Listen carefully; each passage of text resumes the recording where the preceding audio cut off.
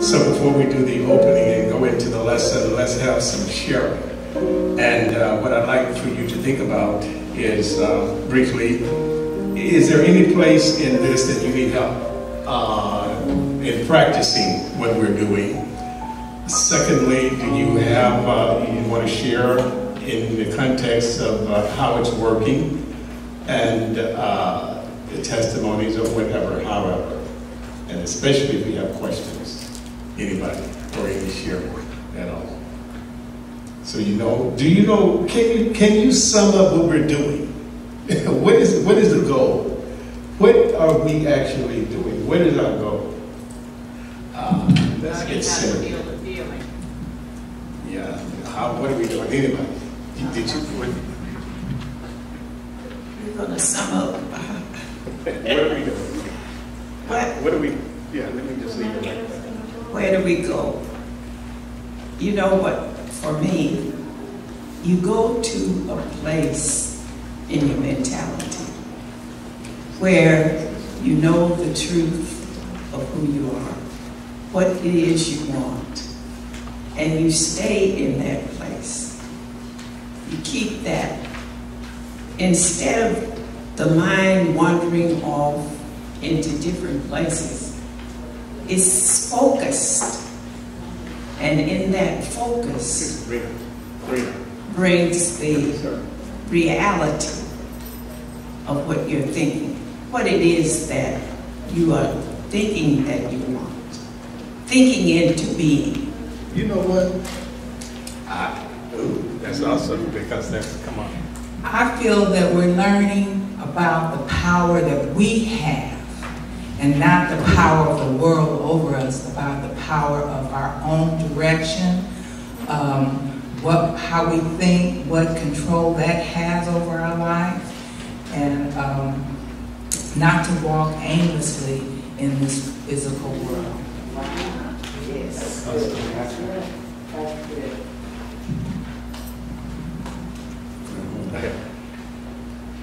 What you're teaching me personally is how to hear the Holy Spirit. Hear what the Holy Spirit is saying to me. Believe it and obey it. That's what you're teaching me. What I'm understanding more and more, particularly in the last couple of weeks dealing with some family issues, is that imagination. I used to think of it as something that I'm just making up, wishful thinking, but now I understand that there's a power in seeing and feeling and being the image of what I want to have in my life.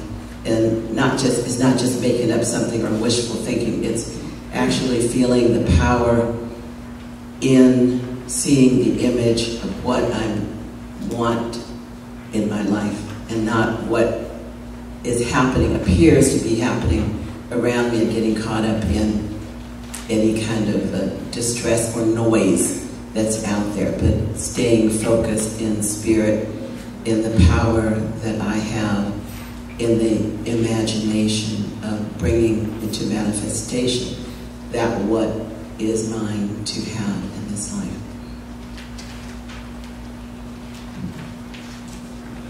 When I first started, I was here to learn to heal my body. And that became successful through being here and obeying and just practicing what we're learning. And now I'm taking that and making sure I truly understand it by practicing, getting an understanding that the God that I am, or the God that is within me from that first breath of life, is my choice of who I am. And that opens me up to be able to manifest not just my desires, but it also makes me become in control of my thoughts. So instead of them rambling, I'm now focused, and I'm seeing even a bigger picture than what I need. now I understand that my thoughts, my imagination can create a change for the things that I see outside in this world that I at one time thought was going to be better than it was. And now I understand that maybe it's not better than it was because I couldn't see it better than it was. So now I've got something else to practice on this week. I think that you did a very good summary. I'm not worried now. I need to move on. I needed to ask you because what we're doing is very defined, and it is practice, and it's not theory, right? It's not nebulous. It's pinpointed practice, and each lesson, no lesson stands alone. We're building blocks, building. So I would strongly recommend that you go back and listen and review your CDs or the video or the MP3s from time to time, because I do that. For instance, 2 days ago, I picked up the very first lesson in January. The law and its operation was the topic, but it was from the book Feeling is the Secret, and that's one of the chapters. And I'm telling you, it's just like hearing it for the first time. Whoa! And just to hear the symmetry, just to hear the way it's laid out, it's just like, I didn't do this. It's just too perfect. It's a lesson, and it's awesome. So you really need to go back and review the ones that you have and make sure that you do have the ones that you did miss, because they're building blocks. Now today, we're going into this lesson with an understanding that the consciousness is already established here because you spoke, you shared. And as you shared, did you listen to each person as they shared? They got it. You can tell that you got it, and we're on it. And we're on it because you're listening to the voice that is in you. Is the Holy Spirit, is the voice for God. And that voice is the voice that is now speaking through me. And I know it, and I know it, and I know that I know that I know it. And I'm just going to say what I'm listening to through this topic. Believe it in. Those are 3 words. Let me say them separately. Believe it in. Believe it in. So I want you to say with me 3 times, believe it in. Believe it in. Now this time you're going to say it like what the sentence, what the phrase implies. It implies that you are doing something.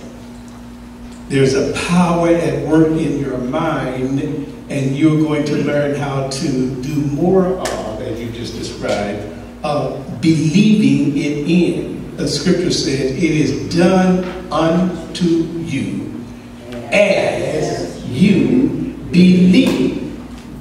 So this message is going to open your mind to a greater awareness of how it is that you are already believing it in, whatever it is, whatever you're experiencing in your life. Let's go to the positive and the good side first. So you can accept the shock. So on the good side, think about your most loving relationship. Now, I want you to think about the most loving relationship that exists in your life presently.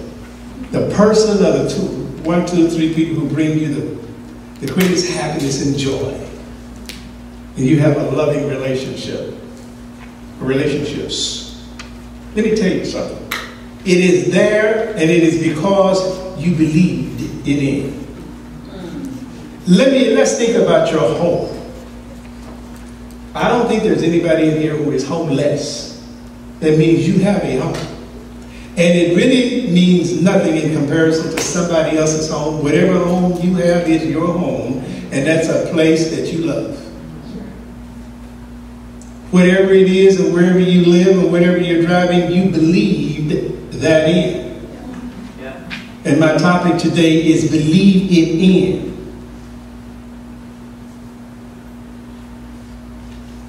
Whatever it is that causes you the most upset in your life, makes you the angriest, and you every time you think about it, you just want to go unlock that gun cabinet.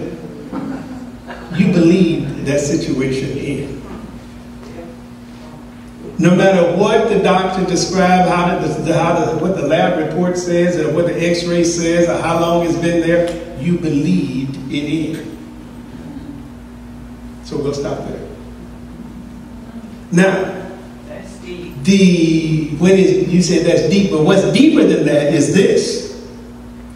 Whatever you believed in, that you no longer want to be a part of your life, you can believe it out.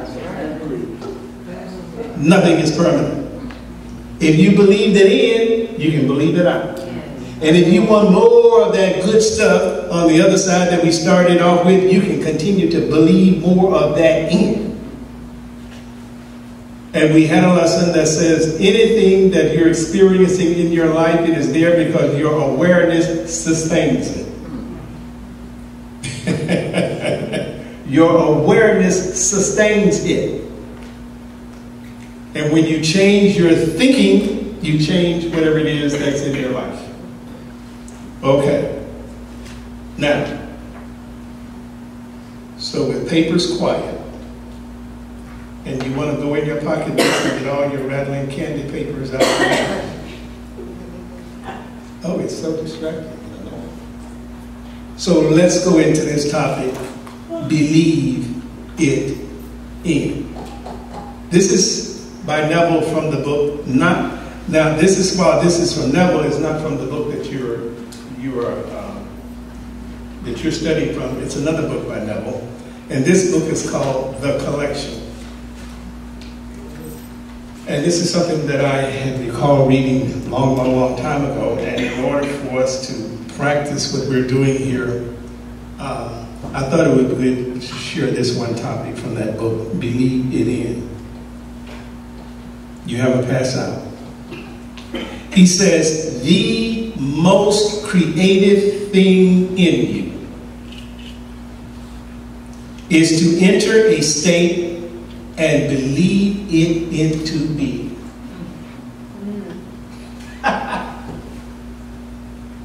Remember, anything that you're experiencing, you have believed it in, good or bad. The whole vast world is now in your human imagination, and you can bring any desire out of it by believing it into being. Now, this thing called divine intelligence, the universal mind, this thing called God, has given us one of the most outstanding examples of this for the world to see. Well, let me go back a few thousand years ago. He used Jesus as an example of what I'm talking about. Fast forward to 2016, and he used Trump. He held him up as an example. See what I can do? It is done unto you as you believe. That man believed it into being, and there was nothing that could stop him. And all along the way, we kept saying, uh-oh, he's out now. Uh-oh, he's out now. He even looked dejected a couple of times. Like Jesus stopped and said, Lord, if it be thy will. Take this cup. No. That's the difference. Keep on going. And when he said, when you grab him by the leg, well, we just knew him that he was gone. Right? But this is a great example of that. By believing it into being. First, you must know what you want. Then create an image that fulfills it. So today's end goal is for you to understand what I am saying in a way that tonight, today, immediately, while you have some clarity of this, write this plan out for yourself. Describe it very clearly and plainly. The end where you see yourself. You got to paint it out. It's got to be clear. And it's got to be, it has to have feeling and finality. It is done, it is finished, and you have to see yourself in it, in its completed phase or stage, doing it, having it, being it. That's the goal. Nothing new. We've been talking about this all the time, but today we want to give you an assignment to go ahead and do it. A lot of this has been in your mind all the time, to do it. No, you have to do it. And if you've done it, then what I want you to do is refine it. So it says, first you must know what you want. Then create an image that fulfills it.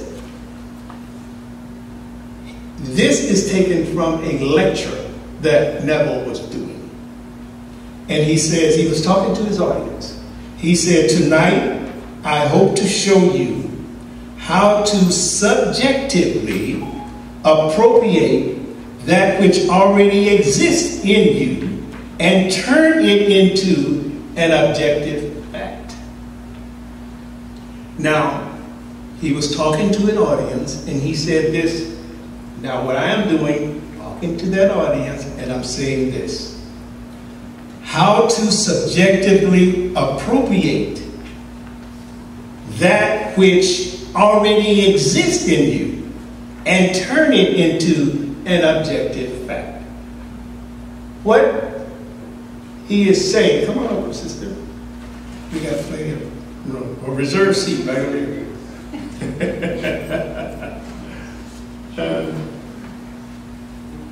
What is already in you is your prayer request, your prayer project, your goal. So I want you to think of something now that is at the top of the list of what you're praying about: to change, to manifest, to demonstrate, to acquire, to achieve, to change, to get rid of. Think about that one thing right now. Now, he is saying, I'm going to teach you how to subjectively appropriate that. He says it already exists in you. If you're thinking about it, you're praying about it, it already exists in you. Now, there's a little nuance here. You might think that it exists in you because you're thinking about it. It's a thought, it's not, no, far higher than that and deeper than that. It already exists in you as a completed act. Have you heard the song? It's already done. That's how it exists in you. It exists in you now as a completed fact.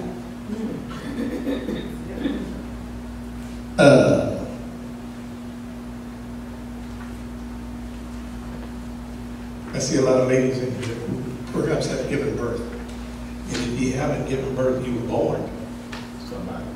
So either way, you know what I'm talking about. When a person is pregnant, it exists in you as an entity, and it's already done. It can't be pieced away. Partly. It is or it's not. Am I right?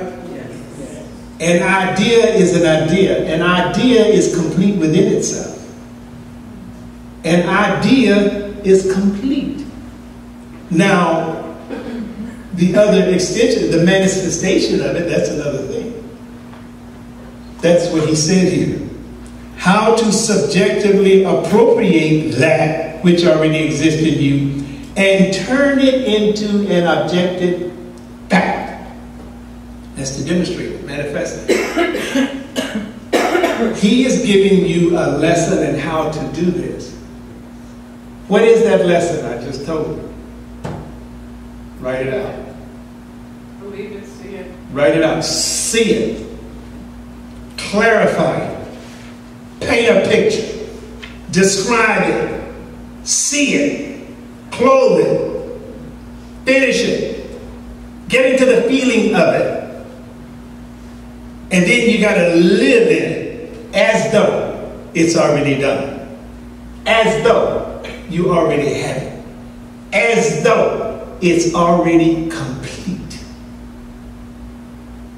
He goes on to say, your life is nothing more than the outpicturing of your imaginal activity. For your imagination fulfills itself in what your life becomes. Your imagination, that you're going to read, that's clarify, is your imagination. It fulfills itself.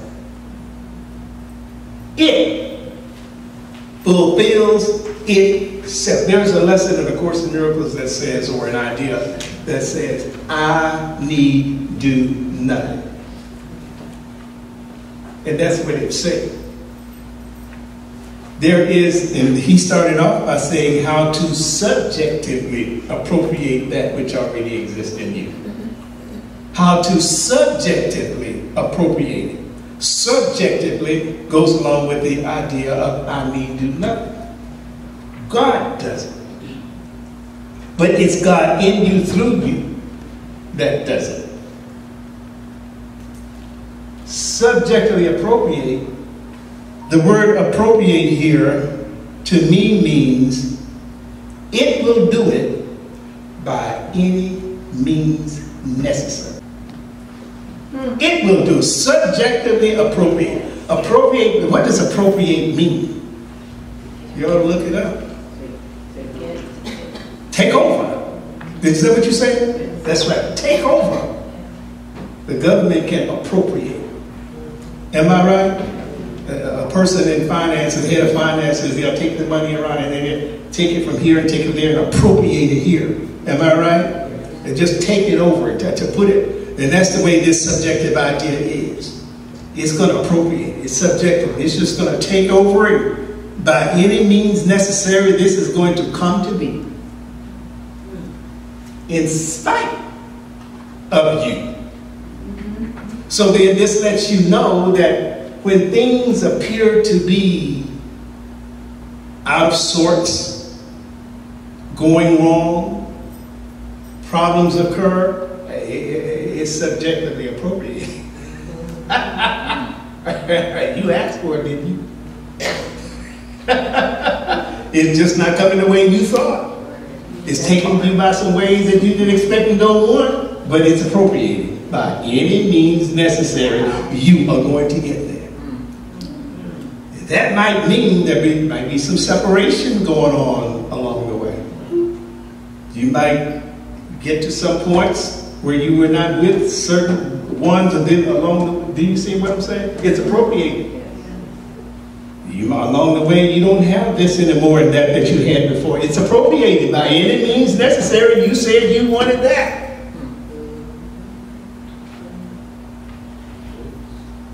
Subjectively appropriated. And in this process, it has to work on some minds. You're not in this world by yourself. There are as many ways for you to receive your good as there are people in the universe. So it's working on this mind, that mind. This is divine orchestration that's going to subjectively appropriate it. We're linked up. We're all online, right? So He says, to say I am going to be rich will not make it happen. You must believe riches in by claiming within yourself, I am rich. You must believe in the present tense because the active creative power that you are is God. Claim what you want to be aware of here and now. And although your reasonable mind denies it and your senses deny it, if you will assume it with feeling, your inward activity, established and perpetuated, will objectify itself in the outside world, which is nothing more than your life before you.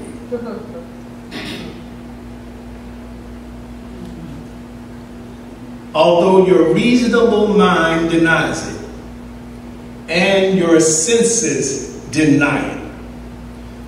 You know, you can weigh it on the outside and you can see the gravity of it, the severity of it, or how much you don't have, or how impossible this seems, or how unprepared you feel that you are, unequipped, or how long the situation has been with you, or what the prognosticators have said and what the diagnosis is.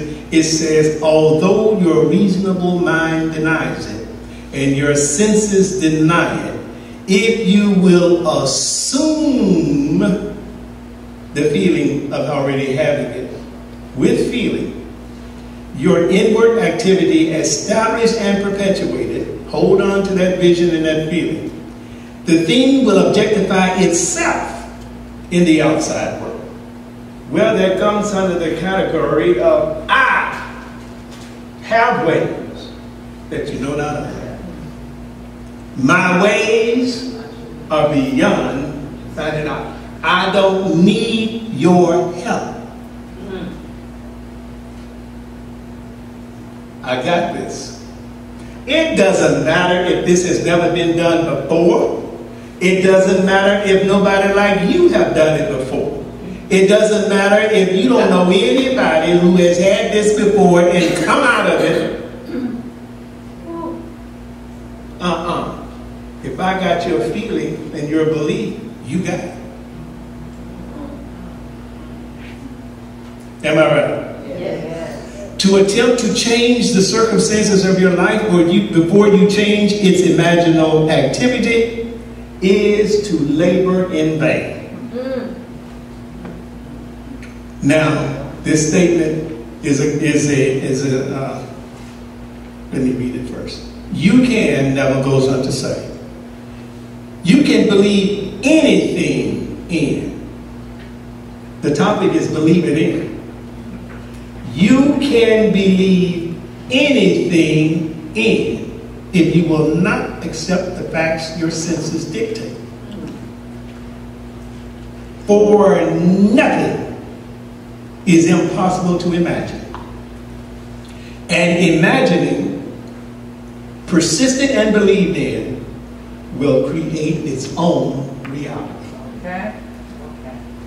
It creates its own reality. Well, with God, all things are possible.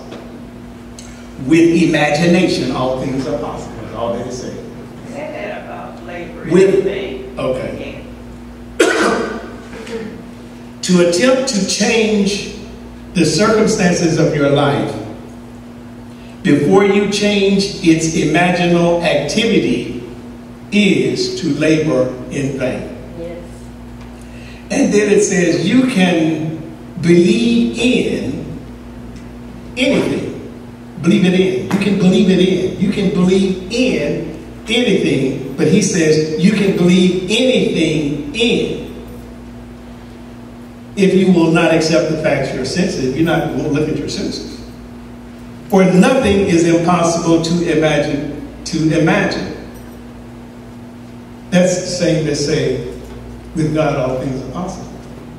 With God is equal to saying, with imagination all things are possible, because that is God. God is your imagination. Your imagination is an actual body, he says, in which everything is contained.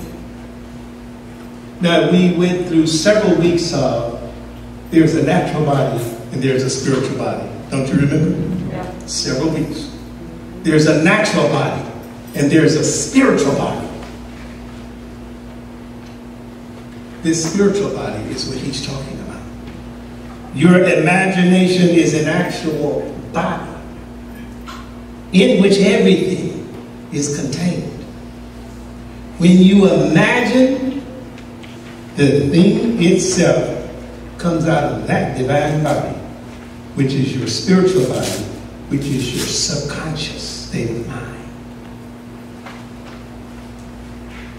Now, what we're going to do here is read here where he says something that's very, very powerful. But I have to help you to understand the story that he is about to share with you as a practical example is one that came to him in a vision. Or was it a dream? Anyway, he says, yeah, this vision was mine. Now, there's a difference between a vision and a dream. A dream is in your sleep state, when God speaks to you and appears to you, or there's some going on. But a vision is in that partial wake state. A vision. You need to slow down in your daily living and life and your spiritual practice. Because you know, I always say, and I'm usually sarcastic when I say it in a nice way.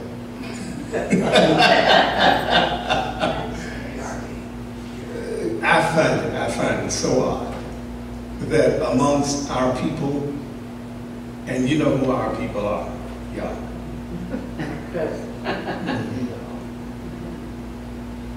The metaphysicians, spiritual people, see yourself as being different than others. Not better, not higher, but quite in a little society, a little people of the way. You understand stuff. You know something that other people don't know when you practice. But I always say, all my history of being in this movement, I see people who talk it, but don't walk it. And you segment it off. And in doing that, you miss out on so much because you don't really own what you're saying. You don't really get into it. You say that you understand this stuff spiritually, and you know there's not a spot where God is not, and you know that I'm a part of God. God is what I am, and I am what God is, and I hear the voice, and you're just walking into it. But if you really stop and look at it, you're pretty much not too much different than the other folks who are not part of this. And you're really practicing, in the practice of it. Because what I'm about to share with you, this man's experience, you have the same experience, but you're not recognizing it. You're doing the same thing that he's doing it, but you're not recognizing it and slowing down and getting into it. You just slow down, hey, this is happening right now. You don't realize that it's happening right now because you're too busy being like the others and saying that you're different.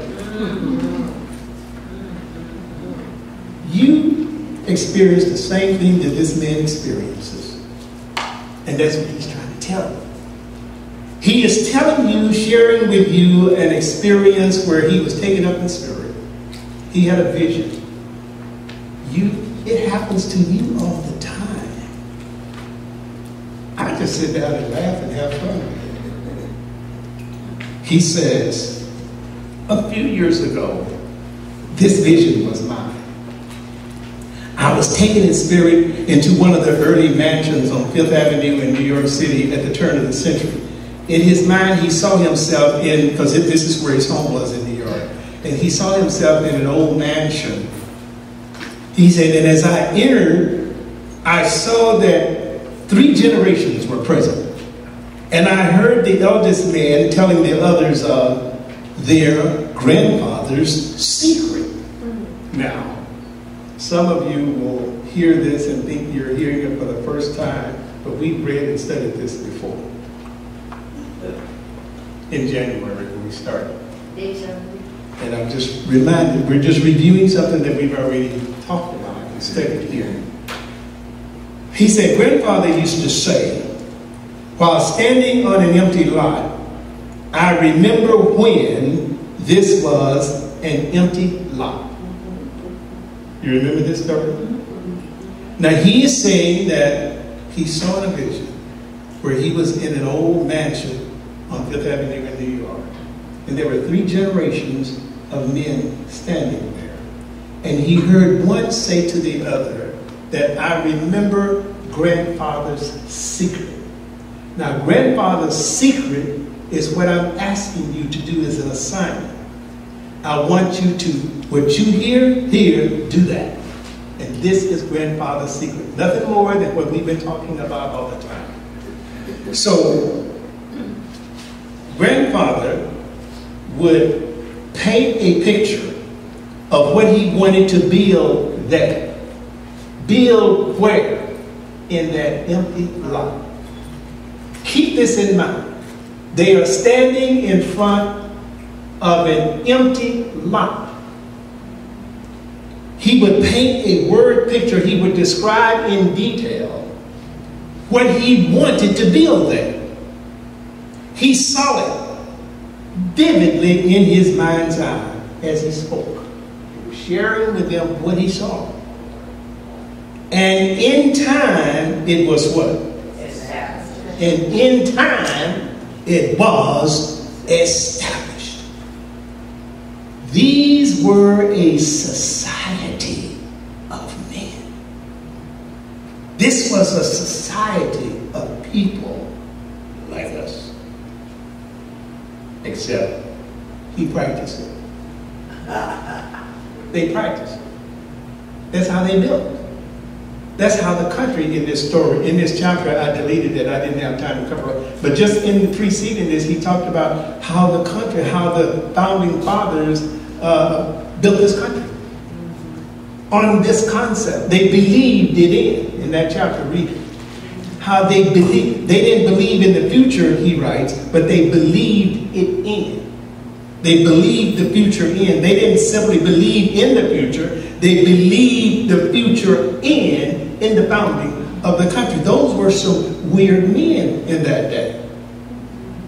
That group of men. They used this stuff.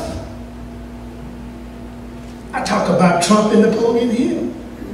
His father read Napoleon Hill and studied that kind of thinking. Passed it on to him, maybe not in some religious way, but in how to use the mind. And look at it. Okay. So remember, he's standing in front of this empty lot. So when you are writing out your diagram here, he's going to tell you here is that first you're going to start off with your empty lot. He went through life in that manner, objectively realizing what he had first subjectively claimed. I tell you, he says, everything in your world was first subjectively appropriated. I don't care what it is. Those are his words. Desire can be your empty lot. So your simple desire is your empty lot. Your simply prayer request, the thing that you need to change, the thing that you need to heal, the thing that you need to get rid of, the thing that you need to achieve and inspire to acquire. That's your empty lot. That's where you stand. You're standing in front of your empty lot. Remembering when that which you now have was only a desire. So in front of this empty lot, you are what? Remembering when. So today's topic is remembering when. Believe it in. Then next week is believe it in something else still coming from this. But today remembering when. You're going to stand in front of your empty lot, whatever you're going to pray about, and you're going to remember when, because he said, while standing on an empty lot, I remember when this was an empty lot. So he says, if I now say, I remember when I lectured at the woman. So at this particular time, at one time in Los Angeles, he was lecturing at the Women's Club in Los Angeles. But then he moved to another place. He said, if I now say, I remember when I lectured at the Women's Club in LA, I am implying I am no longer there and am where I want to be. See, he was now somewhere else, but at one time he was lecturing at the Women's Club. But he said, in order to get to the new place, his prayer and his practice was standing in front of the empty lot, which means where he was then, saying, I remember when I lectured at the Women's Club, meaning that he was physically still there, but in his spirit, he was subjectively appropriating, he was doing some work, and on the inner consciousness, the God mind in him was creating a new place that was already there. That was already there. So, but as long as he saw himself being at the Women's Club, he can't move into the new place. You got to go there now. Then let your physical stuff catch up with you later. You see, I remember when I lectured at the Women's Club in LA. When I say that, I am implying I'm no longer there. And I am where I want to be.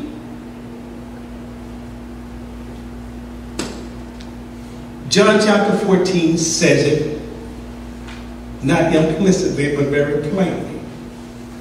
I go before you to prepare a place for you. And if I go to prepare a place for you, I will come again and receive you unto myself. That where I am, there you may be also. Is that the same thing? And that I is your imagination. Your imagination goes before you to prepare that place for you. But you got to see it. Okay. I remember when, he's giving you an example. He says, I remember when you were sick, by taking you out of sickness and placing you in the state of health. You remember when you were sick. Because if you see yourself as sick now, then there's no remembering when you're in it. I remember when I was sick implies that you're no longer sick. I remember when I was mad. I remember when I couldn't forgive you. I remember when I couldn't let that go. I can remember when I could not afford. That means that I'm no longer in that state of mind. I'm somewhere else, where I want to be. The words, I remember when it was a struggle to live on my monthly income, implies you have transcended that limitation. I remember when. And haven't you sat around sometimes at gatherings and you just use that phrase and didn't even realize how powerful it was? You said, you know, I remember when. But it was after the fact when you actually physically had experienced a change. Can you get into that same attitude of now when there is no evidence of the change? That's what faith is. Faith is the substance of things hoped for, the evidence of things not seen. Not seen. The not seen is far more powerful than the seen. Yes. That's the spiritual stuff. That's the strange stuff that you say, that you talk about, but you forget to practice and experience and stay in it and let it work. Because you might appear to be odd and strange and different. And you don't want people to see that part of you. You want to appear to be normal. So people will talk about you. But they do anyway. You're talking about seeing the unseen. No one will be around you. Hearing something. You're the only one hearing. That food I lost somebody. I am. All right. I am healing. You can't move. Talking about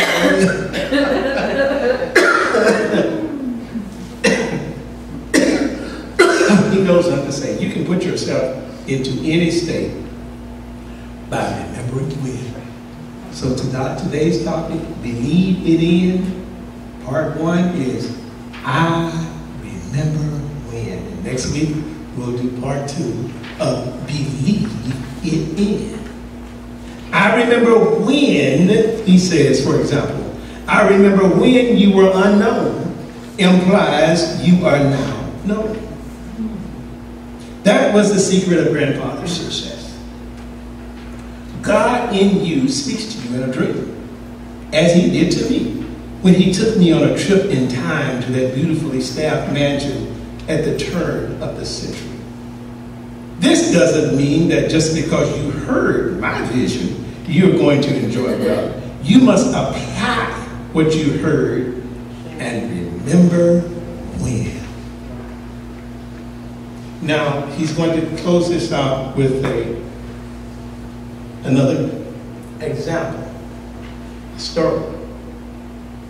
Well, let me tell you what happened. What I do, I tell you from week to week what I do. I don't just jump up here and run out in the morning with something printed out to come and share with you. From Tuesday to Tuesday, I'm concentrated, I'm dedicated, I'm focused. And what I left here last week thinking I was going to talk about this week, I always do that. But by the time I come here, so this that I'm sharing with you, it just came to me, I fell asleep, and when I wake up, you know, you say, I come to the garden alone while the dew is still on the roses. That's what happens. When I wake up, there's that fresh manna. So I shoot to my computer and I bring this up because he has led me to this. That's how this came. And this was to be the next bridge. I don't go to the book looking for something. He tells me where to go and I go and get this. I don't go looking for it. There's an inspired guidance and it goes right to this. Do you see? Yes. Here's a closer. And here's an example. Before I go there, he's giving you another example. You can remember when your friend expressed her desire to be married by remembering when she was single. You are persuading yourself that your friend is no longer in that state as you have moved her from one state into another. Only you can make a state come alive. You must enter a state and animate it in order for it to outpicture itself in your world. So I tell you, the most creative thing in you is to enter a state and believe it into being.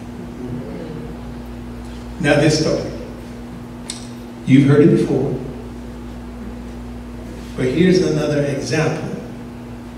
I told this story to an audience of mine in San Francisco, and the lady in the audience told me how she had unconsciously used the same technique when she was a young girl, the previous story that we just read.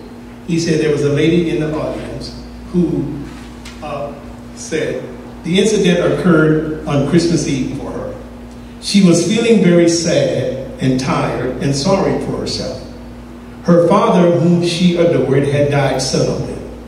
Not only did she feel this loss at the Christmas season, but necessity had forced her to give up her planned college years and go to work. The rainy Christmas Eve, she was riding home on this rainy Christmas Eve, she was riding home on a San Diego streetcar. The car was filled with gay chatter of happy young people headed home for holidays. To hide her tears from around her, she stood on the open part at the front of the car and turned her face into the skies to mingle her tears with the rain. With her eyes closed and holding the rail of the car firmly, this is what she said to herself. Now, before I read what she said to herself, what is she doing? She's believing herself into. She's believing the thing into being. She is believing it in. She's believing it into being. And before we read on, it is saying to you and me, to you and I can do the same thing. That same mind, which is no respecter of persons, that same mind that each person has equal access to, that same mind which is your imagination, which is God in you. What God has done, God can do. What imagination has done, imagination can do. If she can do it, you can do it. If you can do it, I can do it. It has been done, and it's continuing to be done by millions and millions of people over and over and over and over and over. So why can't we? She said, this is not the salt of the tears that I taste. Now, this is actual tears coming down her face, but she's disguising it. She's in a state of sadness, but she's coming out of it by doing something, practicing something, using her imagination. Those were natural tears coming down her face, but she said, these are not the salt of the tears that I taste, but the salt of the sea in the wind. This is not San Diego. This is the South Pacific. And I am sailing on the Bay of Samoa.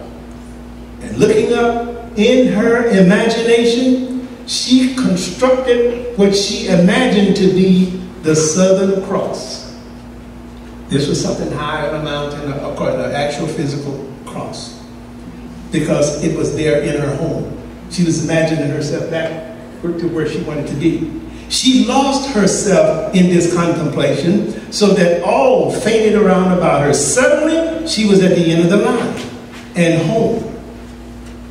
2 weeks later, she received word from a lawyer in Chicago that the lawyer was holding $3,000 in American bonds for her.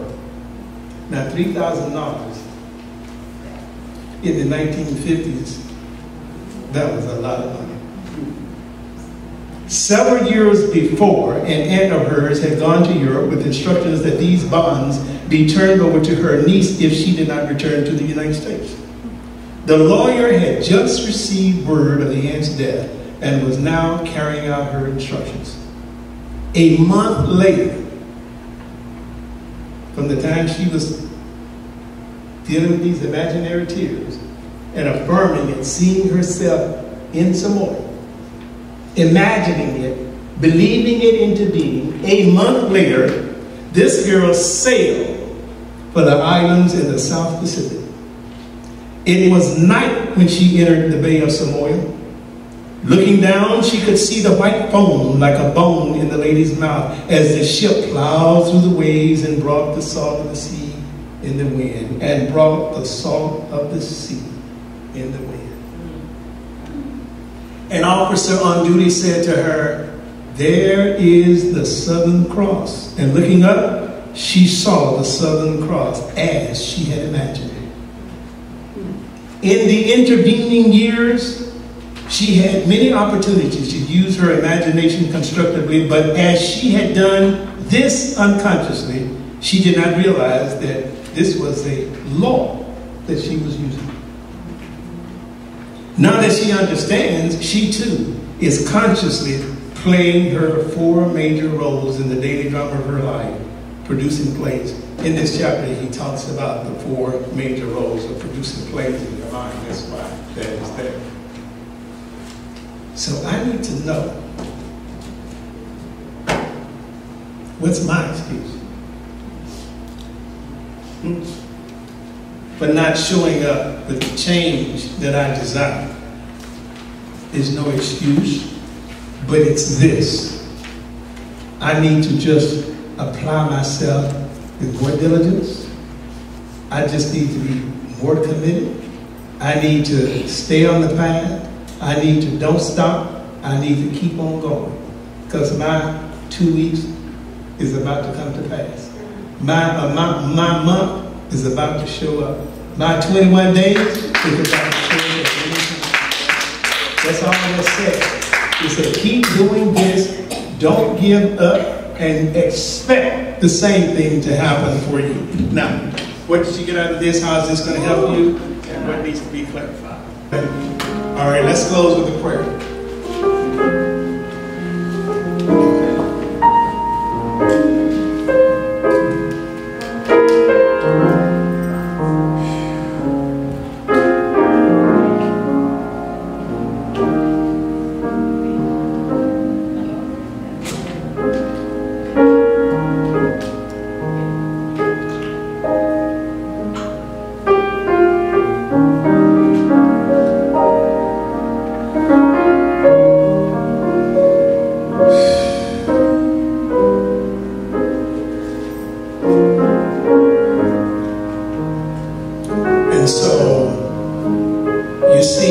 Standing in front of that empty lot.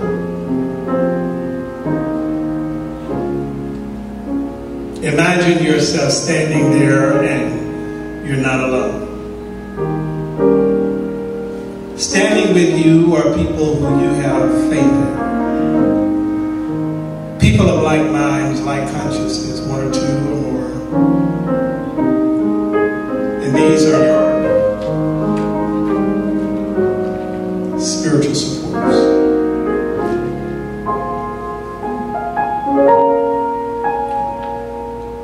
And you're having a conversation with that person or those people. And now you're describing to them what you see on this empty lot. And what you see now is that you've been praying for, that you've been hoping for, to manifest, to demonstrate some aspiration, or a need for a healing in the body, a sickness, an emotional state, mental state, physical, whatever. It could be a financial need. It could be the need to be rid of fear and worry and doubt and unbelief. That's your empty lot. And now have a conversation with your prayer partner, someone who you're standing there with. And describe what you are seeing that you want to be there. Feel it, sense it, know it. Imagine being in that empty lot.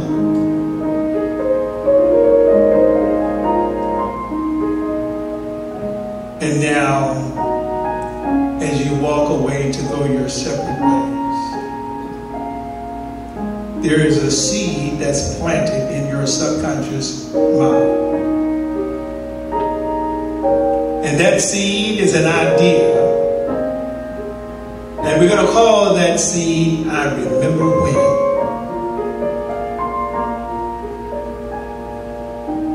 I remember when. I remember when I stood there with and named the people or persons who you were standing there with, who you described what you wanted to see in that empty life, which was your healing in some area or aspect of your life. And now you walk away with that seed that is implanted in your subconscious mind.